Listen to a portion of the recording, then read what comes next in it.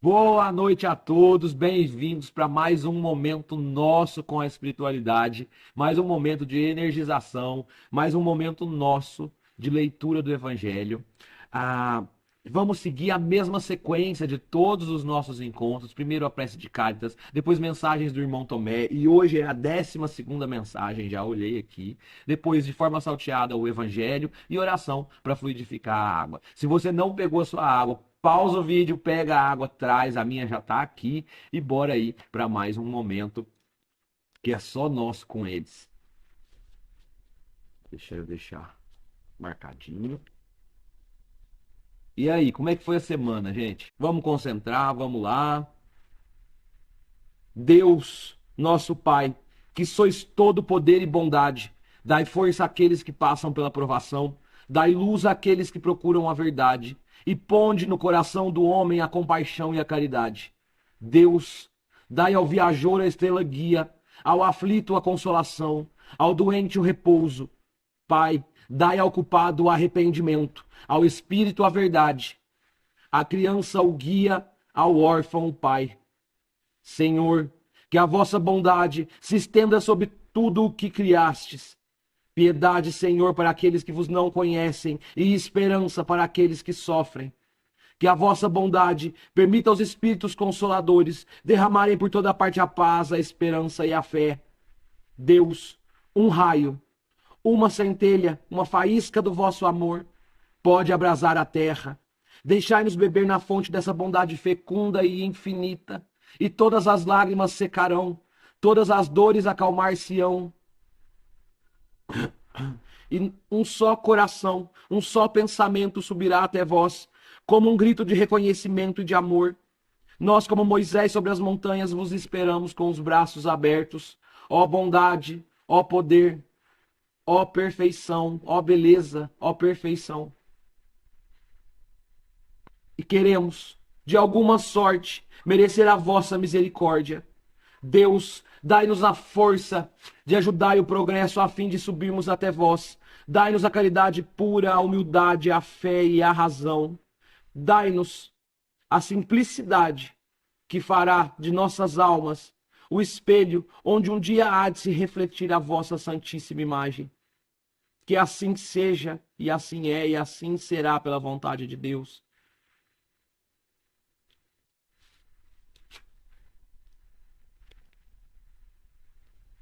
No Mensagens do Irmão Tomé, hoje a gente está na passagem 12, que chama Força e Equilíbrio, e a página é a página 49.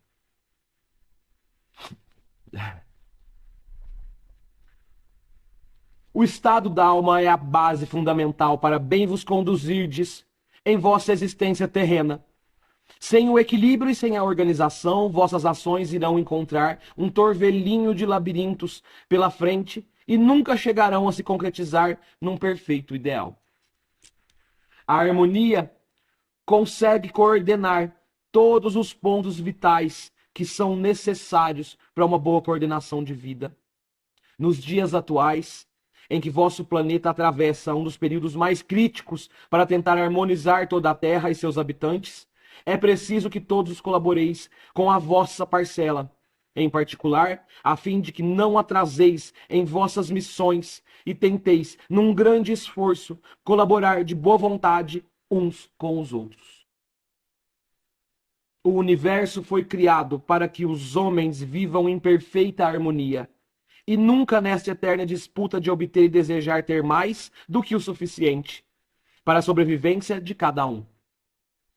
O egoísmo acompanha cada ser, fazendo com que ele lute numa guerra desenfreada para ficar sempre com a parte maior e mais valiosa. Poucos, bem poucos, são aqueles que dividem com seus irmãos tudo o que têm e que adquirem. Principalmente aqueles que são agraciados com a dádiva da fortuna material devem se esforçar para não se apegarem. Não se apegarem à ganância de viverem somente para multiplicar seu ouro, esquecendo de dividi-lo com outros que padecem miseravelmente na falta do pão da sobrevivência.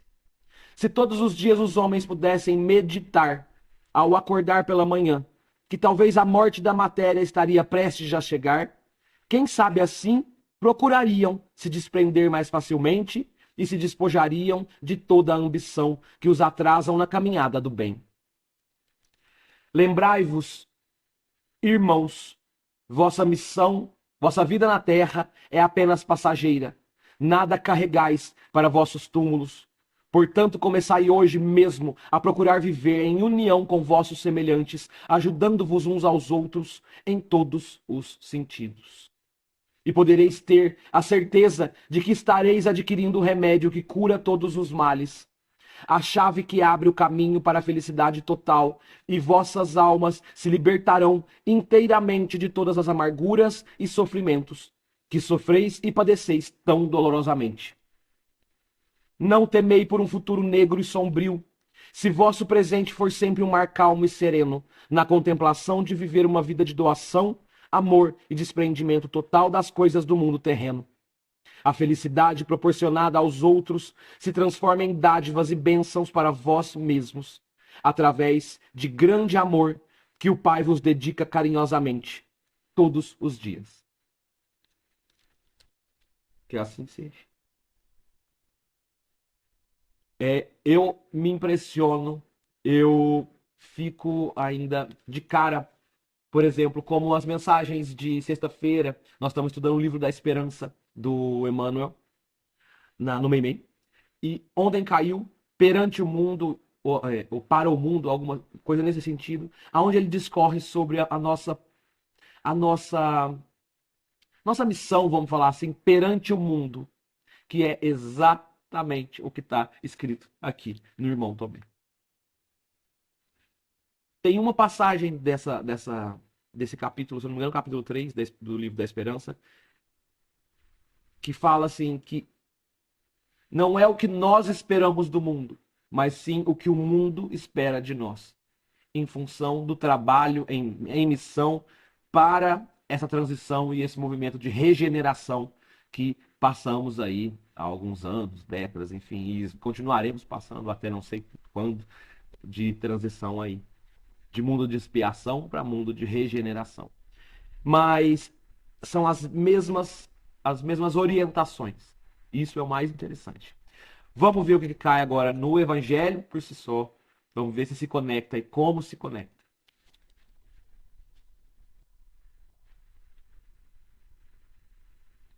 Mestre Jesus, que o Senhor possa nos orientar através do Evangelho nesse momento. Que por mais que seja de forma salteada, o Senhor nos ajude não só a complementar, mas também a encontrar a palavra, a orientação, o caminho.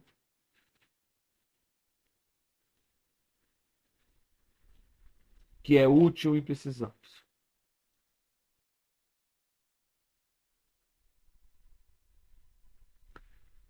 Capítulo 23. Deixai os mortos enterrar os seus mortos. E na sequência, não vim trazer a paz, mas a espada.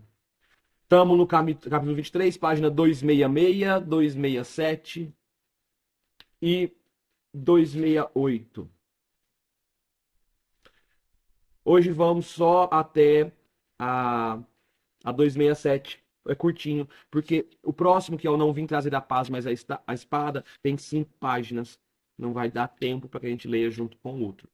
Bom, então, capítulo 23, moral estranha, página 266 e 267. Vamos lá? Deixar os mortos enterrar os seus mortos. E a outro disse: Jesus, segue-me. E ele lhe disse: Senhor, permite-me que vá eu primeiro enterrar meu pai. E Jesus lhes respondeu: Deixa que os mortos enterrem os seus mortos, e tu vai e anuncia o reino de Deus. Lucas 9, 59, 60. Já começa aqui as coincidências. Eu estou lendo um livro da Joana de Ângeles que fala sobre Jesus na atualidade. E o último capítulo que eu li foi exatamente falando sobre essa passagem, sobre esse movimento. Vamos lá? O que podem significar essas palavras Deixai que os mortos enterrem os seus mortos. As considerações precedentes já nos mostraram, antes de mais nada, que nas circunstâncias em que foram pronunciadas não podiam exprimir uma censura àquele que considerava um dever de piedade filial ir sepultar o pai. Mas elas encerram um sentido mais profundo que só um conhecimento mais completo da vida espiritual podem fazer compreender. A vida espiritual é realmente a verdadeira vida, a vida normal do espírito. Sua existência terrena é transitória e passageira. Uma espécie de morte, se comparada ao esplendor e à atividade na vida espiritual. O corpo é uma vestimenta grosseira que envolve temporariamente o espírito, verdadeira cadeia que o prende à gleba terrena e da qual ele se sente feliz em libertar-se. O respeito que temos pelos mortos não se refere à matéria, mas através das lembranças, ao espírito ausente. É semelhante ao que temos pelos objetos que lhe pertenceram, que ele tocou em vida e que guardamos como relíquias. Era isso que aquele homem não podia compreender por si mesmo. Jesus lhe ensinou dizendo: não vos inquietais com o corpo, mas pensai antes no espírito, e de pregar o reino de Deus, e de dizer aos homens que a sua pátria não se encontra na terra, mas no céu, porque somente lá é que se vive a verdadeira vida. Acho que vai dar tempo da gente ler o próximo, sim. Estamos aí com 14. Vamos tentar? Se não der, a gente pausa e continua. Não vim trazer a paz, mas a espada. Não julgueis que vim trazer paz à terra. Não vim trazer-lhe paz, mas espada. Porque vim separar o filho de seu pai, e a filha de sua mãe, e a nora de sua sogra. E os inimigos do homem serão os seus mesmos domésticos. Mateus 10, 34, 36. Eu vim trazer fogo à terra, e que quero eu, senão que ela se acenda? Eu, pois, tenho de ser batizado num batismo, e qual grande não é a minha angústia, até que ele se cumpra? Vós cuidais que eu vim trazer paz à terra? Não. Vos digo eu, mas separação. Porque de hoje em diante haverá, numa mesma casa, 5 pessoas divididas, 3 contra 2 e 2 contra 3. Estarão divididas o pai contra o filho, e o filho contra seu pai, a mãe contra a filha, e a filha contra a mãe, a sogra contra a sua nora, e a nora contra a sua sogra.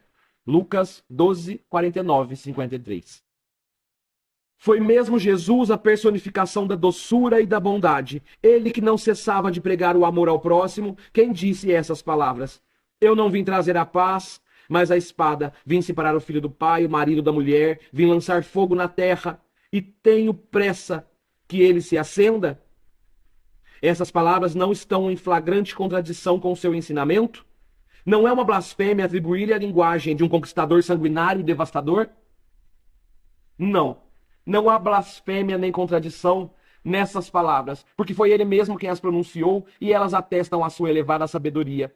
Somente a forma um tanto equívoca não exprime exatamente o seu pensamento, o que provocou alguns enganos quanto ao seu verdadeiro sentido. Tomadas ao pé da letra, elas tenderiam a transformar a sua missão inteiramente pacífica numa missão de turbulências e discórdias, consequência absurda que o bom senso rejeita, pois Jesus não podia contradizer-se. Tem uma nota, ver capítulo 14, número 6. Toda ideia nova encontra forçosamente oposição, e não houve uma única que se implantasse sem lutas. A resistência nesses casos está sempre na razão da importância dos resultados previstos, pois quanto maior ela for, maior será o número de interesses ameaçados. Se for uma ideia notoriamente falsa, considerada sem consequências, ninguém se perturba com ela e a deixam passar, confiantes na sua falta de vitalidade. Mas se é verdadeira, se está assentada em bases sólidas, se é possível entrever-lhe o futuro um secreto pressentimento, adverte os seus antagonistas de que se trata de um perigo para eles, para a ordem de coisas cuja manutenção se interessam. E é por isso que se lançam contra ela e os seus adeptos, à medida da importância e da e das consequências de uma ideia nova nos é dada. Portanto, pela emoção que o seu aparecimento provoca, pela violência da oposição que desperta e pela intensidade e a persistência da cólera dos seus adversários. Jesus vinha proclamar uma doutrina que minava pela base a situação de abusos em que viviam os fariseus, os escribas e os sacerdotes do seu tempo. Por isso o fizeram morrer, julgando matar a ideia com a morte do homem. Mas a ideia sobreviveu porque era verdadeira. Desenvolveu-se porque estava nos desígnios de Deus. E nascida numa pequena vila da Judéia, foi plantar a sua bandeira na própria capital do mundo pagão. Em face dos seus inimigos mais escarniçados, daqueles que tinham o maior interesse em combatê-la, porque ela subvertia as crenças seculares a que muitos se apegavam, mais por interesse do que por convicção. Era lá que as lutas mais terríveis esperavam os seus apóstolos. As vítimas foram inumeráveis, mas a ideia cresceu sempre e saiu triunfante, porque superava como verdade as suas antecessoras. Observe-se que o cristianismo apareceu quando o paganismo declinava, debatendo-se contra as luzes da razão. Convencionalmente abatia ainda, convencionalmente ainda o praticavam, mas a crença já havia desaparecido, de maneira que apenas o interesse pessoal o sustinha. Ora, o interesse é tenaz, não cede nunca à evidência e irrita-se tanto mais, quanto mais peremptórios são os raciocínios que se lhe opõem e que melhor demonstram o seu erro. Bem sabe que está errado, mas isso pouco lhe importa, pois a verdadeira fé não lhe interessa. Pelo contrário, o que mais o amedronta é a luz que esclarece os cegos. O erro lhe é proveitoso e por isso a ele se aferra e o defende. Que assim seja. Muito obrigado ao Evangelho de hoje. Gente, não vim pro amor, mas para a espada. Esse movimento, esse entendimento, né, do quanto seria violento ainda as suas palavras, a gente percebe que Jesus tinha entendimento da causa como um todo, não só o movimento que estava acontecendo ali durante aquela encarnação, durante aquela missão, mas do que viriam. Nós estamos falando das cruzadas, nós estamos falando do declínio de Roma por si só em relação ao paganismo, mas depois se transformando catolicismo romano, e principalmente a violência que isso traria a longo prazo. Então ele explica, fala sobre isso, toca nesse tema e não foge desse item, desse tema, dessa base. Vamos, ao fazer uma concordância, ao fazer um movimento com o perante ao mundo, tanto de sexta-feira da minha palestra no Meimei, quanto com as orientações do irmão Tomé, nós temos que ter clareza e entendimento de que eles estão nos mostrando que